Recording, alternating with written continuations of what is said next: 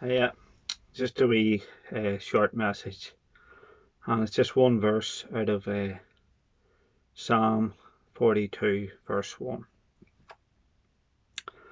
As the hart panteth after the water brooks, so panteth my soul after thee, O God. Albert Barnes' commentary on this verse reads as this, the first line even, as a hart panteth after the water brooks. The word rendered hart means commonly a stag, a hart, a male deer. Deuteronomy 12:15, Deuteronomy 14:5, Isaiah 35:6. The word is masculine, but in the place is joined with a feminine verb, as words of the common gender may be, and thus denotes a hind or a female deer here. The word rendered in the text panteth and in the margin brayeth occurs only in the place and in Joel 1 verse 20, where it is applied to the beasts of the field as crying to God in a time of drought. We're in a time of drought at the minute. The word properly means to rise, to ascend, and then to look up towards anything, to long for. It refers here to the intense desire of the hind. Do you desire God this day?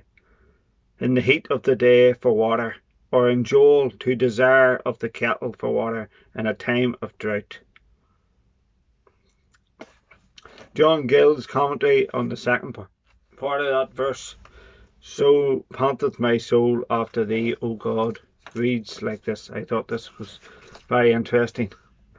Being persecuted by men and deprived of the word and worship of God, which occasioned a vehement desire after communion with him in his house and ordinances. Some render the words as the field or meadow desires the shire, or thirsts after it when parched with drought. See Isaiah 35 verse 7. And by these metaphors one or the other is expressed. The psalmist's violent and eager thirst after the enjoyment of God in public worship is not so apt for this time that we're in. I'm just going to leave you with this last wee bit, which I found very, very interesting.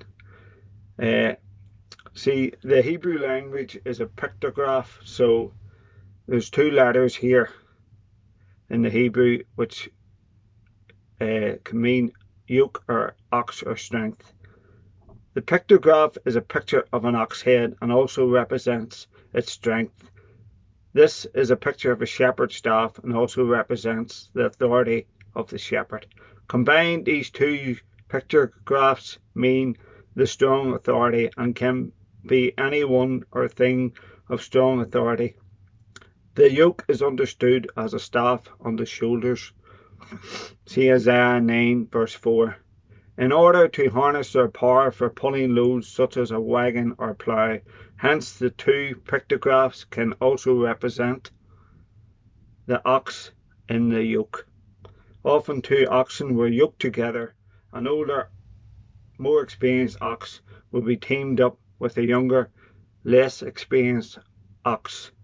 The older ox in the yoke is the strong authority who through the yoke teaches the younger ox. Is not a great picture of discipleship, how an older person should be discipling a younger convert in the faith. We're going to read that psalm again with the words the ox in the yoke in place of the hart. Psalm 42 would read like this in the Hebrew. As the ox in the yoke panteth after the water brooks, so panteth my soul after you. And we'll just leave you with these few verses and with that picture in your mind of the the ox in the yoke. It's in Matthew 11 verses 28 to 30. Jesus says this, Come unto me, all ye that labour and are heavy laden, and I will give you rest. Take my yoke upon you and learn of me, for I am meek and lowly in heart, and ye shall find rest unto your souls. For my yoke is easy, and my burden is light. Christ's yoke is easy, and his burden is light. And I just urge you, Christian, this day to pant after God, to seek the water brooks, to get into his word, and to feast on the living word of God. God bless you.